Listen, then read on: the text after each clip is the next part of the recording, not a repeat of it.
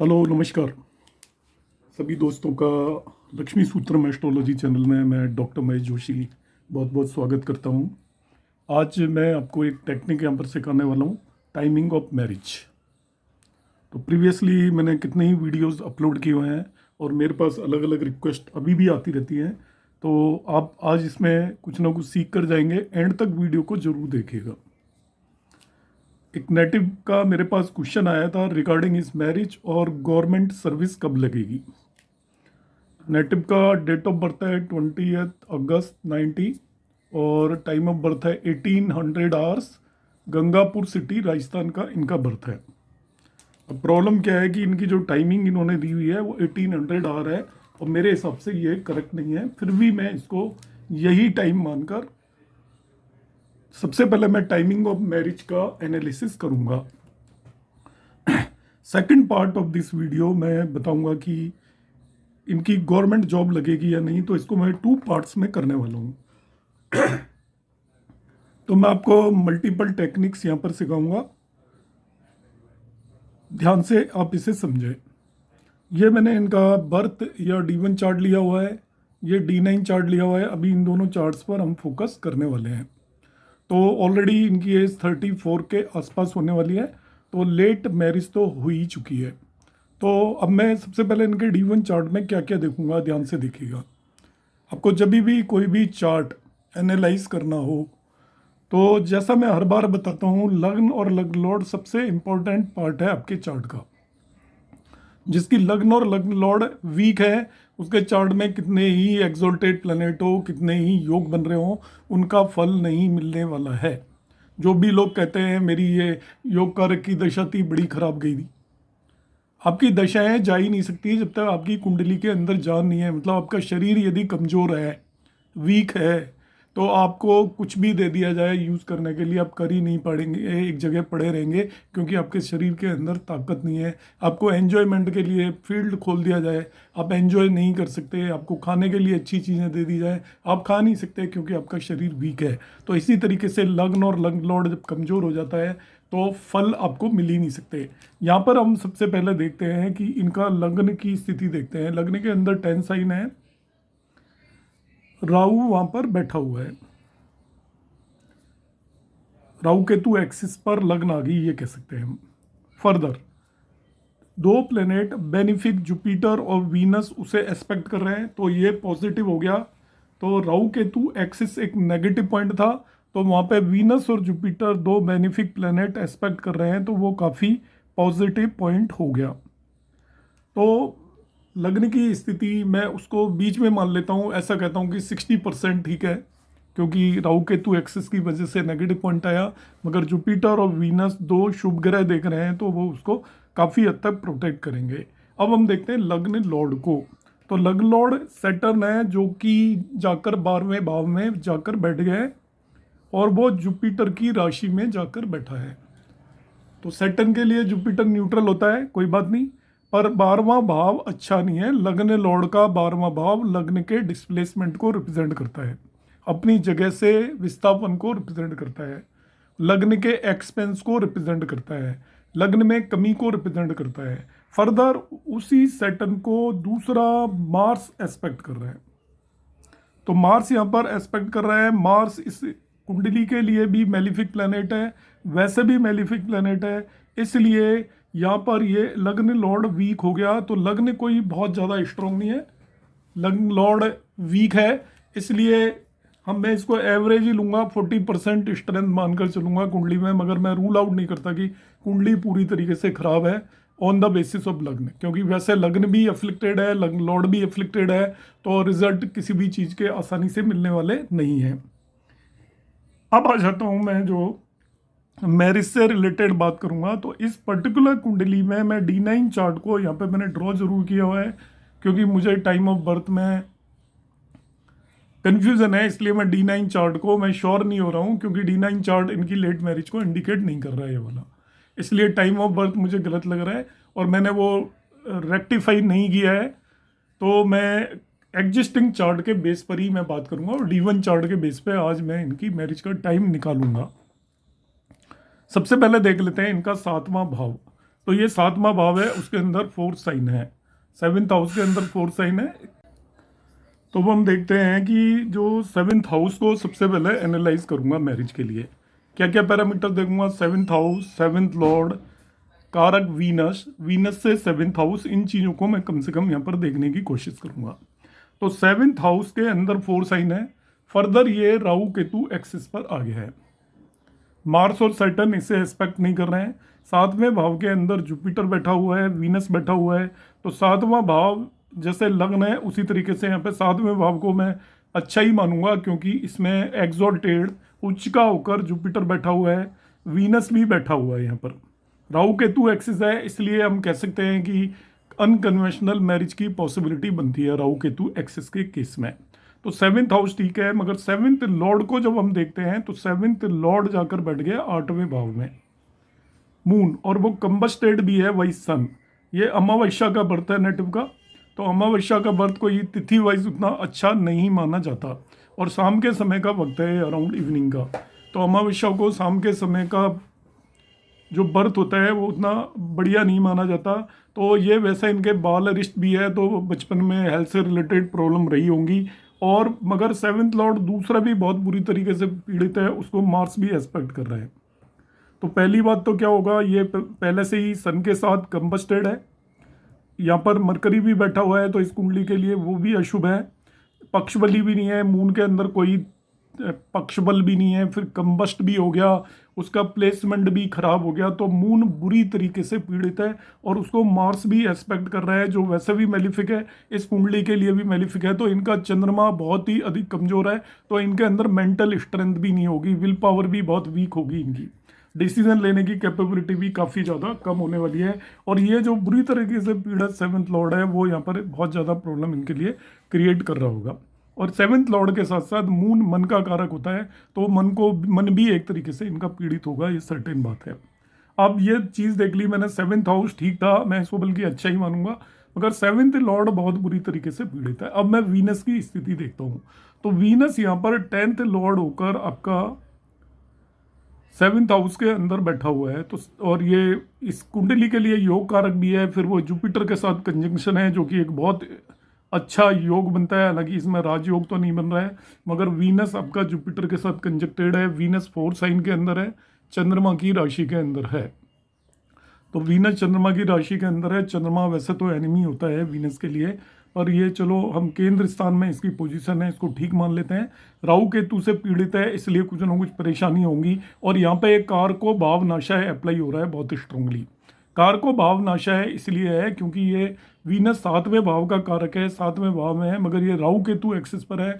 जब भी किसी भाव का कारक उसी भाव में आ जाए और उस पर अशुभ ग्रहों की दृष्टि पड़ जाए, तो कार को भाव नाशाय हो जाता है, क्योंकि 7th भाव भी पीड़ित हो गया और ये कारक भी पीड़ित हो गया। मगर जुपिटर है वो ग्रेस को सेव कर रहा है, तो डिनाइल ऑफ मैरिज नहीं है इसमें। वैसे मैरिज काफ़ी कंफर्टेबली है, इनकी इतनी ज़्यादा एज क्यों होगी वो समझ में नहीं आ रहा है, क्योंकि उसका मेन रीज़न इनका चंद्रमा नज़र आता है।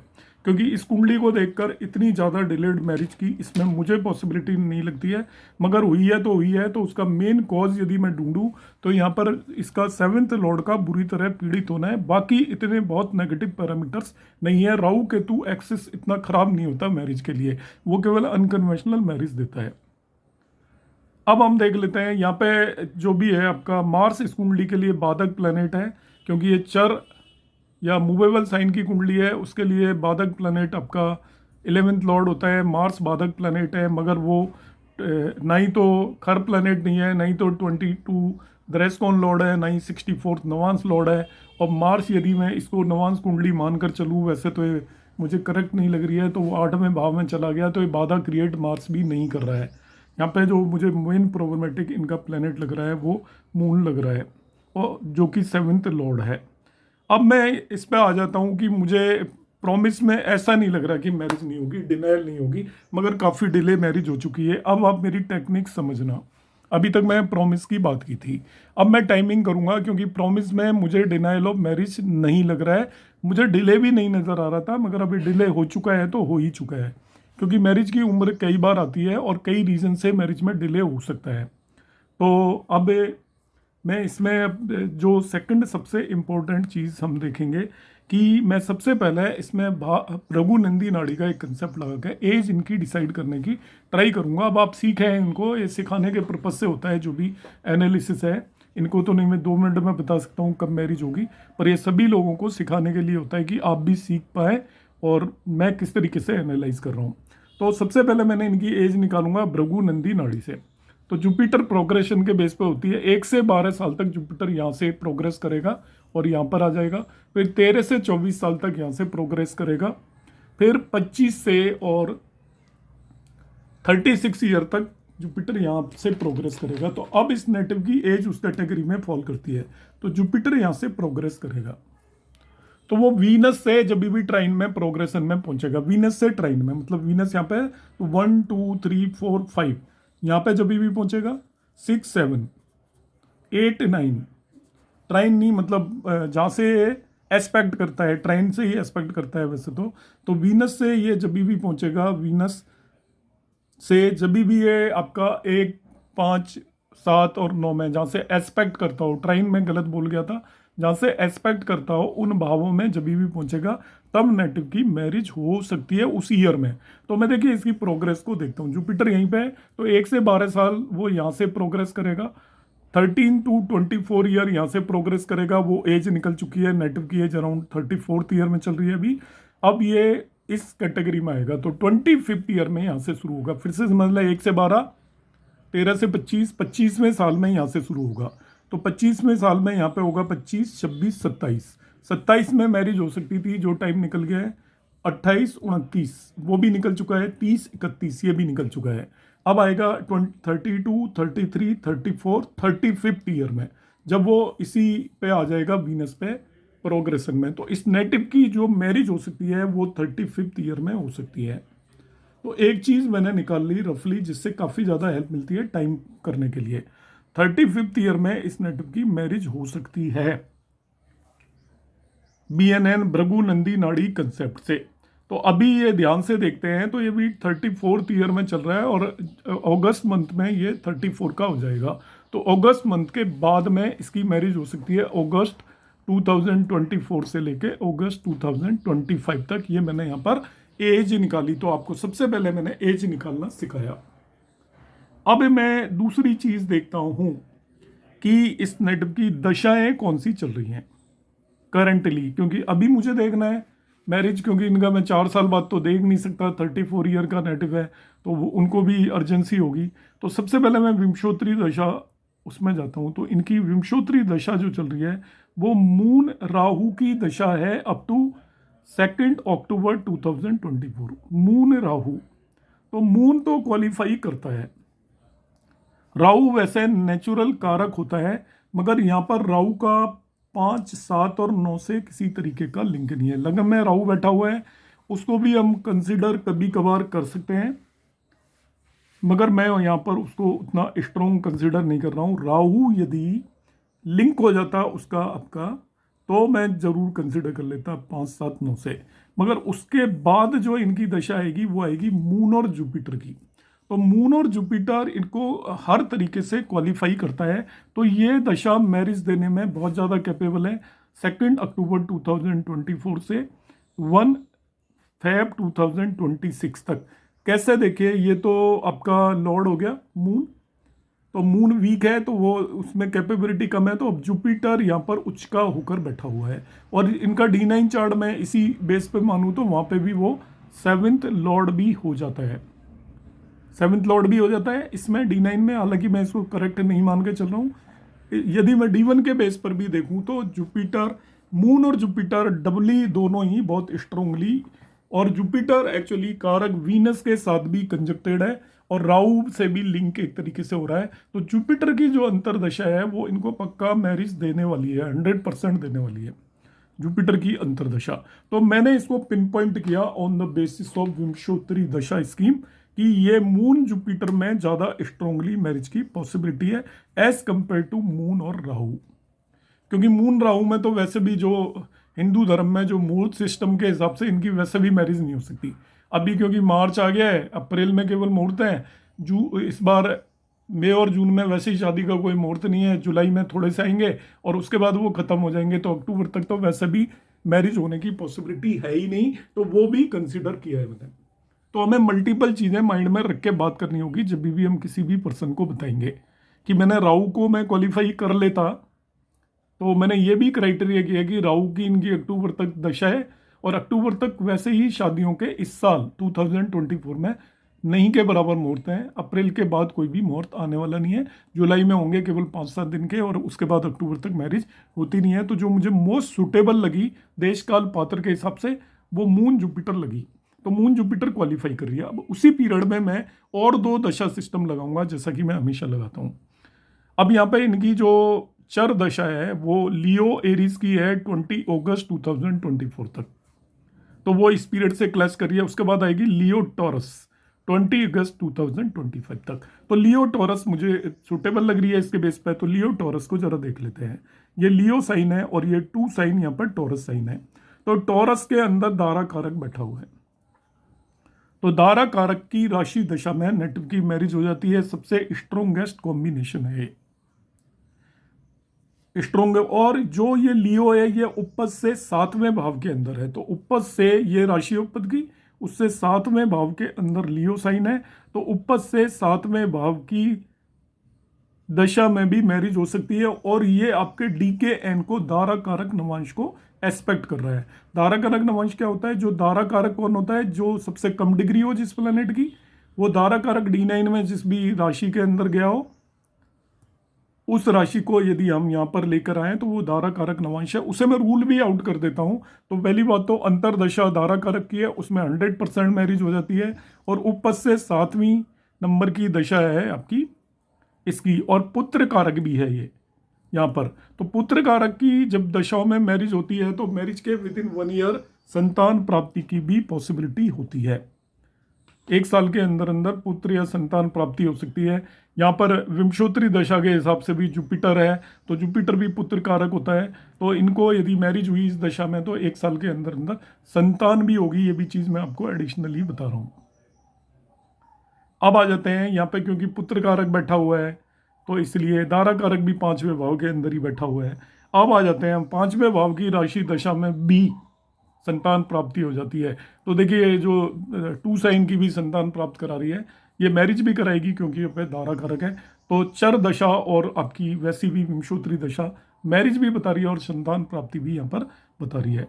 अब तीसरा हम जो दशा सिस्टम यूज करेंगे वो नेचुरली अब मैं योगनी दशा भी देखूंगा। तो योगनी दशा में अब मैंने जो पॉइंट टाइम वो किया वो अक्टूबर 2024 के बाद का किया। तो यहाँ पे ये मार्स और सन की दशा है जनवरी 25 तक। इसके बाद मार्स और जुपिटर की है जनवरी 25 के बाद 7/5/25 तक। तो मार्स और जुपिटर में देखिए यहाँ पे फिर मार्स आ रहा है, तो ये आपका जनवरी 25 के बाद मार्स आ रहा है। तो ये पीरियड मुझे तीनों में सुटेबल लग रहा है। इस दशा में भी ये जनवरी 25 के बाद का पीरियड सुटेबल लग रहा है, इस दशा में भी लग रहा है। तो तीनों दशाओं में आपको मुझे ये टाइम मैच कर रहा है। तो मैं इन जनरल, क्योंकि अक्टूबर में तो मैरिज होती नहीं है, नवंबर दिसंबर में होती है, तो उसके आसपास इनकी कभी भी मैरिज होगी नवंबर दिसंबर के बाद। और ट्रांजिट के बेस पे मैं बताऊंगा कि वो मार्च 2025 से पहले होगी। तो मैं 3-4 महीने के पीरियड में इसको पिन पॉइंट करूंगा। मैं एग्जैक्ट डेट तक नहीं जाने वाला हूँ, टाइम टेकिंग प्रोसेस है। तो कमिंग वीडियोस में मैं किसी में एग्जैक्ट डेट तक भी जाऊंगा। यहाँ पर मैं इसको अप्रोक्सीमेटली टाइम निकाल दूंगा कि कब मैरिज होगी। तो आप समझ जाइए कि इसकी 2 अक्टूबर 2024 से लेकर उसके बियॉन्ड मैरिज होगी। और ये सबसे पहले ख़त्म हो रही है मई 2025 तक, इतना हमने पिन पॉइंट कर दिया। अब मैं इसकी ट्रांजिट की कंडीशंस देखूंगा। तो देखिए मैंने विवाह सैम भी निकाला हुआ है। विवाह सैम होता है लग्न लॉर्ड और 7th लॉर्ड। लग्न लॉर्ड यहाँ पर है आपका 10 साइन का सेटन, उसकी ये डिग्रीज है, लॉन्गिट्यूड मैंने लिखा हुआ है, आप कुंडली बना सकते हो, बर्थ डिटेल दी हुई है। और 7th लॉर्ड यहाँ पर मून है, उसकी डिग्रीज मैंने लिखी हुई है। तो इनका विवाह सैम 1 एरीज साइन के अंदर आ रहा है। अब मैं मल्टीपल टेक्निक्स आपको ट्रांजिट के बेस पर लगा के बताऊंगा। दशाएं मैं ऑलरेडी एक्सप्लेन कर चुका हूं कि किन दशाओं में इनकी मैरिज हो सकती है। ट्रांजिट इसकी और हेल्प करेगा। तो मैरिज को मैंने पिन पॉइंट किया है अक्टूबर 2024 के बाद आएगी। वो तीनों दशा सिस्टम उसको जस्टिफाई कर रहे हैं। ट्रांजिट में देखिए मैं विवाह सैम से ही शुरू करूंगा। तो अक्टूबर 2024 का ट्रांजिट देखा है तो जुपिटर 2 साइन में रेट्रोग्रेड होगा अक्टूबर 2024 को। यहाँ पे 2 साइन में चला जाएगा, रेट्रोग्रेड होगा तो उसको हम 1 साइन में मान सकते हैं। रेट्रोग्रेड ट्रांजिट में रेट्रोग्रेड प्लैनेट उसके प्रीवियस भाग से भी देखा जाता है 1 साइन से। तो ये देखिए विवाह समय पर जुपिटर ट्रांजिट करेगा और एक्चुअली जब रेट्रोग्रेड होकर वो देखेंगे तो ये देखिए डिग्रीज बहुत क्लोज हैं सेकंड साइन के भी। ये 0 साइन में मतलब एरीज साइन में 29 डिग्री पर है विवाह सेम। तो यहाँ पर ये आपका रेट्रोग्रेड होकर 2 साइन में रेट्रोग्रेड का मतलब वो 1 साइन से भी एस्पेक्ट डालेगा। तो विवाह सेम 1 साइन में ही है तो विवाह सेम को देख रहा है पहली टेक्निक। तो मैरिज जस्टिफाई हो रही है उस टाइम पर अक्टूबर के आसपास। अब हम डबल ट्रांजिट देखेंगे, क्या डबल ट्रांजिट इसको सेटिस्फाई कर रहा है। तो डबल ट्रांजिट में आपको मालूम है कि डबल ट्रांजिट के अंदर सैटर्न 11 साइन में ट्रांजिट कर रहा है और 2020 मार्च 2025 तक वो 11 साइन में ट्रांजिट करेगा। तो सैटर्न यदि 11 साइन में तो आप ध्यान से देखें कि वो 11 साइन से 7th लॉर्ड को एस्पेक्ट करेगा। 7th लॉर्ड मून है और वो रेट्रो भी होगा नवंबर 2024 में। तो रेट्रो होकर वो 10 साइन में भी आ जाएगा तो वहां से 7th हाउस को भी इन्फ्लुएंस करेगा। तो सैटर्न 7th लॉर्ड और 7th हाउस दोनों को इन्फ्लुएंस कर रहा है। जुपिटर की बात कर लेता हूं, जुपिटर 2 साइन में होगा मगर वो रेट्रोगेट होने की वजह से 1 साइन से भी हम उसको काउंट करेंगे। तो 1 साइन से वो 7th लॉर्ड को एस्पेक्ट कर रहा है। तो डबल ट्रांजिट की कंडीशन सेटिस्फाई हो रही है। और यदि मैं 2 साइन से मानता हूं तो वो लग्न को एस्पेक्ट कर रहा है 9th एस्पेक्ट से। वो किसको एस्पेक्ट कर रहा है? लग्न को भी एस्पेक्ट कर रहा है। और सैटर्न भी क्योंकि रेट्रोग्रेड है तो लग्न को इन्फ्लुएंस कर रहा है। तो डबल ट्रांजिट लग्न को भी सेटिस्फाई कर रहा है दोनों का और डबल ट्रांजिट 7th हाउस को भी सेटिस्फाई कर रहा है। तो ये जो पीरियड है बहुत ज्यादा क्लोज हो गया। अक्टूबर के आसपास का पीरियड बहुत ज्यादा क्लोज हो गया। आप ये कह सकते हो कि अक्टूबर नवंबर में जो योगिनी दशा मैंने बताई थी वो तो मैं ये वाली मान रहा था, पर योगिनी दशा में ये वाली भी मानता हूँ मार्स और सन की, वो भी इसको जस्टिफाई करती है और मार्स और मून की भी जस्टिफाई तो करती है क्योंकि सन जो है वो आपका 7th लॉर्ड के साथ कंजक्टेड है और moon itself is 7th Lord. तो योगिनी दशा ये वाली भी सेटिस्फाई करती है, ये वाली भी सेटिस्फाई करती है। तो ये पीरियड मुझे बहुत ज़्यादा अप्रोप्रिएट लगा क्योंकि डबल ट्रांजिट कंडीशन सेटिस्फाई हुआ। 7th हाउस और 7th लॉर्ड को भी दोनों सैटर्न और मून सेटिस्फाई कर रहे हैं, लग्न को भी दोनों एक साथ सेटिस्फाई कर रहे हैं उसी पीरियड पर। दोनों एक लग्न को भी इन्फ्लुएंस कर रहे हैं यहाँ पर। अब हम बात कर लेते हैं, देखिए ये हमने डबल ट्रांजिट कंडीशन सेटिस्फाई हो रही है और आपका दशाएं भी सेटिस्फाई हो रही हैं। तो एक परफेक्ट टाइम हो गया अक्टूबर नवंबर के आसपास इनकी मैरिज से रिलेटेड कोई भी बात बहुत अच्छे से बनने वाली है। अब हम आ जाते हैं, मैं आपको और एक टेक्निक्स बताता हूं जो यहाँ पर ये मैंने फॉर्मूले लिखे हुए हैं। डबल ट्रांजिट का ये फॉर्मूला मैंने यहाँ पर आपको इस क्लास में एक्सप्लेन किया है जो आप सबको आ गया होगा। विवाह सेम मैंने एक्सप्लेन किया है, जुपिटर इन ट्रांजिट इन्फ्लुएंस विवाह सेम। तीसरा जो कंसेप्ट है ये के.एन. राव सर का कंसेप्ट है, इसे ध्यान से पढ़ें। Saturn in transit aspect DK. Saturn transit में दारा कारक को एस्पेक्ट करें। Effect of Saturn 6 month before and later. तो सैटर्न का इफेक्ट होता है 6 महीने पहले और बाद तक होता है, इस पॉइंट को ध्यान रखेंगे। तो सैटर्न एक्चुअली यहाँ पे ट्रांजिट कर रहा है तो वो आपको मालूम है जब मैंने जो टाइम किया है उसके 6 महीने बाद वो 12 साइन में आ जाएगा और वहां से 1 2 3 थर्ड एस्पेक्ट से दारा कारक को एस्पेक्ट करेगा। मार्च में सैटर्न ट्रांजिट 12 साइन में कर जाएगा तो हम उसको यहां से काउंट कर लेंगे। 6 महीने बाद तो आ ही जाएगा, तो 6 महीने पहले और बाद तक इन्फ्लुएंस करता है तो वहां से वो इसको इन्फ्लुएंस करेगा। तो ये देखिए डबल ट्रांजिट टेक्निक सेटिस्फाई हो रही है, विवाह सेम सेटिस्फाई हो रही है और दारा कारक सेटिस्फाई हो रही है। अब ओनली सैटर्न ट्रांजिट टेक्निक है और ये सारी टेक्निक्स मेरी आप मैरिज सीरीज में चले जाइए, मैंने सभी पर इंडिविजुअल वीडियोस बनाए हुए हैं। मैं फिर से एक बार बनाऊंगा, मेरे पास बहुत रिक्वेस्ट आ रही है तो मैं एक पूरी सीरीज मैरिज पर बनाने वाला हूँ। अभी आप इंतजार करिएगा, मेरी एक मैच मेकिंग की सीरीज आ रही है, वो आपको बहुत ज़रूरी देखनी है यदि आप एस्ट्रोलॉजी करना चाहते हैं तो। अदरवाइज आपका मैच मेकिंग का जो भी ज्ञान है वो बहुत सारे लोगों का अधूरा ही होगा। सैटर्न ट्रांजिट इन्फ्लुएंस क्या कंडीशन है, वो उपपद लग्न लॉर्ड उसके ट्राइन में ट्रांजिट कर जाए सैटर्न। तो ये सैटर्न एक्चुअली उपपद पे ही ट्रांजिट कर रहा है, ये सैटर्न अपनी कंडीशन को सेटिस्फाई कर रहा है। इन्फ्लुएंसिंग नेटल जुपिटर मार्स और बोथ, नेटल जुपिटर या मार्स को। तो यहाँ पे सैटर्न आप देख रहे हो कि वो रेट्रोग्रेड है उस टाइम, तो 10 साइन से हम देखेंगे तो नेटल जुपिटर को इन्फ्लुएंस कर रहा है। रेट्रोग्रेड है तो नेटल जुपिटर को कर गया, मार्स को नहीं कर रहा है, कोई बात नहीं, दोनों में से किसी एक को भी कर जाए तो ठीक है। फर्दर ये कह रहा है कि इन्फ्लुएंसिंग नेटल सैटर्न, ये नहीं कर रहा, कोई बात नहीं। अब इसका मैं आपको पहले से ही बता देता हूँ, इन तीनों में से कोई भी एक कंडीशन सेटिस्फाई हो जाती है तभी भी मैरिज हो जाएगी। जितनी ज़्यादा कंडीशन सेटिस्फाई होती हैं उतने स्ट्रॉन्ग कॉम्बिनेशन बनते हैं। यहाँ पे फर्स्ट एंड सेकंड हो रही है, थर्ड नहीं हो रही, कोई बात नहीं, सारी होना जरूरी नहीं है। और मैं एक दो टेक्निक्स लगा के आपको बताता हूँ इसी कुंडली पर। एक जो मेरी टेक्निक थी वो ट्रांजिट ऑफ मार्स रूल है, जैसे मैंने अभी सैटर्न का बताया था, वो सेम है। इन्फ्लुएंसिंग उपद लग्न लॉर्ड और ट्राइन टू उपद लग्न और उपद लग्न लॉर्ड। मार्स का यहाँ पे मैं एक्चुअली ट्रांजिट नोट करना भूल गया हूँ। एनीवे मैं मार्स का यहाँ पे नहीं लगा रहा हूँ इसलिए। अब जुपिटर का ट्रांजिट देख लीजिएगा। मार्स का उस टाइम ट्रांजिट मेरे हिसाब से 4 साइन में होगा। मार्स का ट्रांजिट यहाँ पर 4 साइन में होगा। अब देख लेना, तो मैं अपने अंदाजे से बता रहा हूँ 4 साइन में होगा, तो 4 साइन से वो क्या करेगा, उपद लग्न लॉर्ड को इन्फ्लुएंस करेगा। वो दूसरा कंडीशन होती है 4 साइन में, तो इन्फ्लुएंसिंग उपद लग्न और उपद लग्न लॉर्ड, तो उपद को देख रहे हो। दूसरी कंडीशन होती है एस्पेक्टिंग नेटल मार्स जुपिटर और बोथ, तो वो देखिए नेटल जुपिटर पे ही ट्रांजिट कर रहा है और नेटल मार्स को वो यहाँ से मगर इन्फ्लुएंस नहीं करेगा, कोई बात नहीं। यहाँ पे भी 2 कंडीशन सेटिस्फाई हो रही हैं, तो 60% कंडीशन सेटिस्फाई हो रही हैं, तो ये रूल भी लग रहा है। अब ट्रांजिट जुपिटर रूल एस्पेक्टिंग आरूढ़ लग्न और आरूढ़ लग्न लॉर्ड। आरूढ़ लग्न को एक्चुअली पद लग्न बोलते हैं, तो आरूढ़ लग्न या आरूढ़ लग्न लॉर्ड को वो करना चाहिए। तो जुपिटर एक्चुअली ट्रांजिट में यहाँ पे होगा 2 साइन में, ये आरूढ़ लग्न है। पद लग्न और आरूढ़ लग्न एक ही है, तो ये इसे इन्फ्लुएंस कर रहा है, तो ये वाली कंडीशन भी सेटिस्फाई हो गई। फर्दर कह रहा है सेकंड कंडीशन है एस्पेक्टिंग 7th हाउस और 7th लॉर्ड।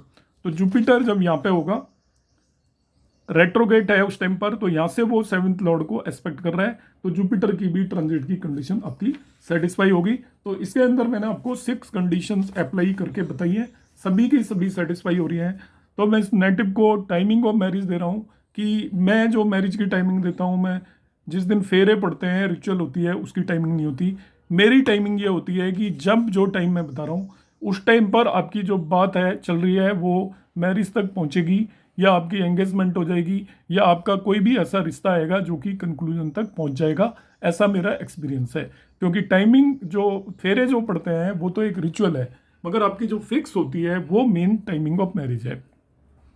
क्योंकि ये मन और बॉडी दोनों का कॉम्बिनेशन है, तो मन का कॉम्बिनेशन आपका तब हो जाता है जब आप मैरिज कर लेते हो। और बाकी रिचुअल है आजकल, क्योंकि बहुत सारे लोग पहले से ही कोर्ट में भी मैरिज कर लेते हैं और एक्चुअल उनकी सेरेमनी कभी भी होती है, तो सेरेमनी की बात नहीं कर रहा हूँ। तो इनको मैं जो टाइमिंग ऑफ मैरिज दूंगा वो मैं यहाँ पर इसको पिन पॉइंट करके, मैंने और भी 2-3 सैटर्न वगैरह का भी ट्रांजिट लगा के देखा, वो ट्रांजिट उसका सन का भी ट्रांजिट लगा कर देखा है, और सन के ट्रांजिट के बेसिस पर जो मुझे इनका अप्रोप्रिएट टाइम लगता है वो नवंबर-दिसंबर के आसपास इनकी मैरिज फिक्स हो जानी चाहिए इन ईयर 2024। आपको मेरा एनालिसिस कैसा लगा, टेक्निक्स कैसी लगी, आपने क्या कभी अपनी कुंडलियों पर ये लगाई हैं? यदि आपने नहीं लगाई हैं तो आप लगाएं। एक मेरी डबल ट्रांजिट की टेक्निक भी मैं एक वीडियो में मैंने एक्सप्लेन किया है, मैं फिर से एक्सप्लेन करूंगा उसे। आप वीडियोस को देखते रहिए, चैनल सब्सक्राइब नहीं किया तो सब्सक्राइब करते रहिए। यदि आपको मेरे वीडियोस में कुछ समझ में आता है तो आप ज़रूर कमेंट करें, लाइक करें, शेयर करें, जिससे कि मुझे आपकी तरफ से एक ऊर्जा मिलती रहे और मैं नई नई चीज़ें लेकर आने की कोशिश करता रहूं। धन्यवाद, नमस्कार, जय श्री राम।